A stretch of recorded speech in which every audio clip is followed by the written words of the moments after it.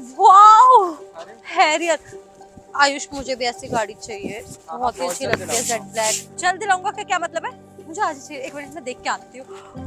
Wow कितनी प्यारी है ना कार, तुम ना मुझे यही कार दिलाना आयुष। मन तो कर रहा है इस कार को किस कर लूं। अरे ये ना वही है जो मेरा एक्स रह चुका। आई थिंक ये यहाँ पे गाड़ी साफ करता है। करो करो, तुम्हारी यही हैसियत है, तुम यही कर सकते हो। इससे अलावा तुम्हें आज तक जिंदगी में कोई काम आया जो आगे बढ़ने का तुमने कभी सोचा? मेरे को तो ये लगता है अच्छा वो मैंने इसे छोड़ दिया। मीट माय हस्बैंड, तुम्हें पता है मंथली 50,000 कमाते हैं। हाथ दूर रखो अपना। तुम जैसे फटीचरों से ना मैं या मेरे हस्बैंड दूर दूर तक कोई बात नहीं करते, और तुम बड़े आए हमसे बात करने, हेलो करने वाले। अरे तुम जैसे लोग ना हमारे पीछे 36 घूमते रहते हैं और हम सबको मुंह थोड़ा लगाते रहेंगे। वही तो बात है।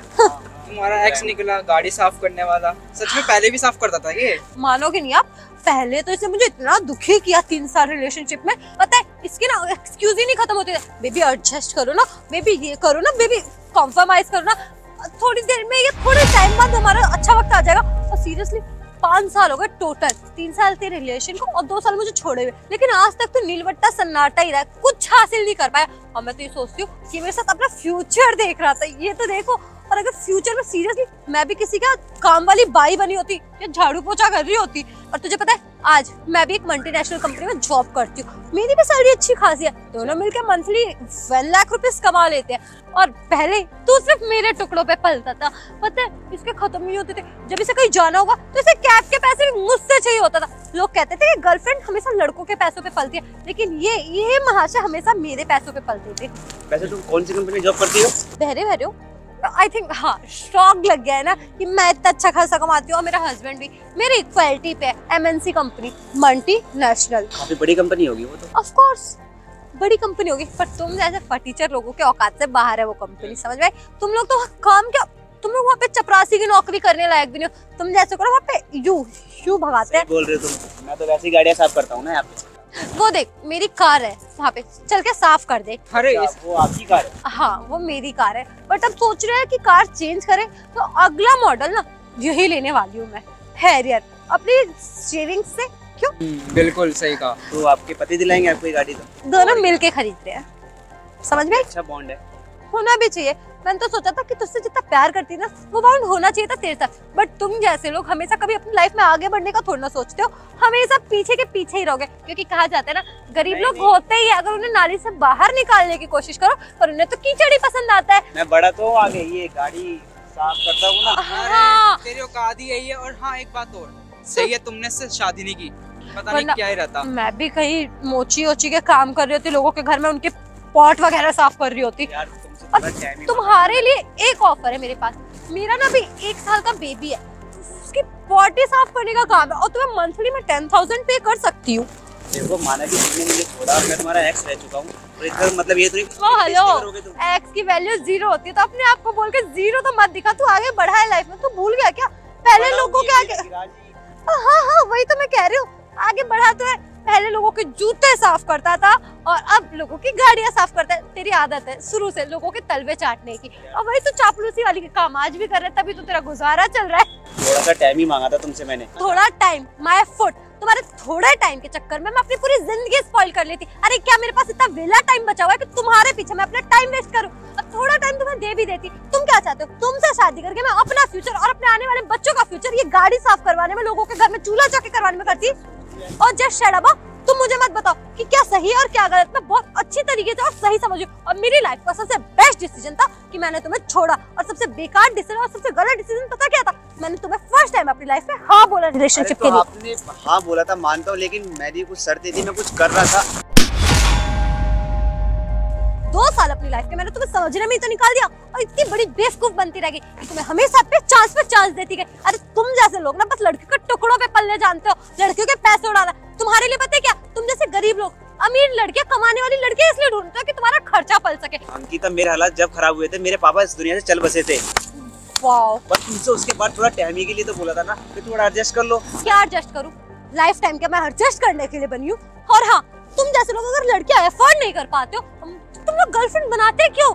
आई नो वेरी वेल कि तुम लोग क्यों बनाते हो, लोगों को दिखा सको कि मेरी गर्लफ्रेंड इतनी वेस्टर्न है, मॉडर्न है, ये सब दिखाना चाहते हो। इतनी अमीर है, इतना कमाती है और मेरे खर्चे करती है। अब तुम तुम लोग पता है क्या, अपनी रियलिटी में जीना नहीं जानते हो। अब तुम जैसे लोगों का पता है क्या रहता है, गोल्ड डिगर जिसे कहते हैं ना, लड़कियां तो यूं ही बदनाम है, तुम जैसे लड़कों को ना गोल्ड डिगर कहा जाता है, समझ में आई? खास तौर पर जिम्मेदारी आती। मुझे पता मैंने अपनी बहन को कैसे पढ़ाया था, पर लेकिन तुम उस चीज को कहाँ समझोगी? क्या जरूरत थी पढ़ाने की, मैंने तो बोला था ना उस टाइम भी कि शादी करा दो। और वैसे भी उसे जाना पराए घर ही था, तो क्या करती है सब करके? छोटी की शादी करा था मैं उससे, तो पढ़ाने में भी क्यों पैसे वेस्ट करना था, वही पैसे अपने बिजनेस में लगाते, अपने आगे बढ़ने लाइफ में लगाते। लेकिन नहीं, तुम्हें तो सिर्फ अपनी बहन दिख रही थी ना, और जो तुम्हारी एफडी थी वो भी तोड़ाने के लिए बोला था, और बोला था अपना बिजनेस स्टार्ट कर लो। लेकिन नहीं, तुम्हारा सिर्फ ये था बिजनेस स्टार्ट। समझो मैं क्या कहना चाह रहा हूँ, अगर मैं आज अपनी बहन को नहीं पढ़ाता ना तो इस मुकाम पे मैं नहीं पहुंच पाता। हाँ, गाड़ी देख रही है ना। अच्छा सही कहा तुमने अपनी बहन को पढ़ाया लिखाया, उसकी शादी करा दी, और आज तुम्हारी ये नौबत आ गई सारी एफडी वगैरह तोड़वाने के बाद कि लोगों की तुम चापलूसी करो, लोगों के तलवे चाटो, लोगों की गाड़ियां साफ करो। और अगर तुमने मेरी मानी होती ना तो आज तुम्हारे ये दिन नहीं आए होते। मुझे कितना अफसोस हो रहा है तुझे देख के। अंकिता तेरी हो नहीं पाई और मेरी हो गई, और हम दोनों एक दूसरे से कितना प्यार करते हैं, अब तुझे ये भी नहीं पता। अरे इन जैसे लोगों को प्यार का क्या ही पता होगा, गोल्ड डिगर लोग हैं ना, तो हमेशा दूसरों के पैसों पे डिपेंडेंट रहना जानते हैं, ना कि अपने पैरों पे खड़े होना। बेचारा अपने पैरों पे खड़ा भी कब हुआ है जब पूरी लाइफ इसके हाथ से निकल चुकी है। ऐसा तुम सोचने से कुछ भी नहीं। और ये गाड़ी देख रही हो ना, ये गाड़ी भी मेरी ही है। हाँ। बस मैं साफ कर रहा था। वहम में जी रहा है क्या?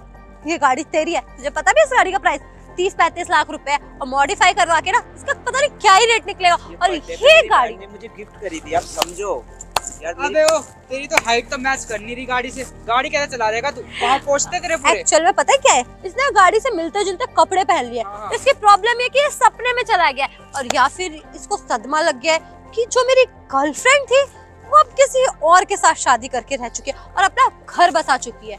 का संगीता अपने पति को थोड़ा समझा के रखते आप। अच्छा ये सब है नहीं इसके अंदर। अंकिता, तुमने मेरे भाई पर हाथ उठाया? अरे दो नौकरानी एक साथ। प्लीज जबान संभाल के बात करो, वो मेरी वाइफ है। अबे तू मुझे सिखाएगा कैसे बात करनी कैसे नहीं? मैं सिखाता हूँ मोमोज की शक्ल के। चुपचाप खड़ा रहे यहाँ पे। क्या बदतमीजी है। तोड़ दूंगा तेरी। ओ मैडम, जुबान संभाल के, बिल्कुल चुप।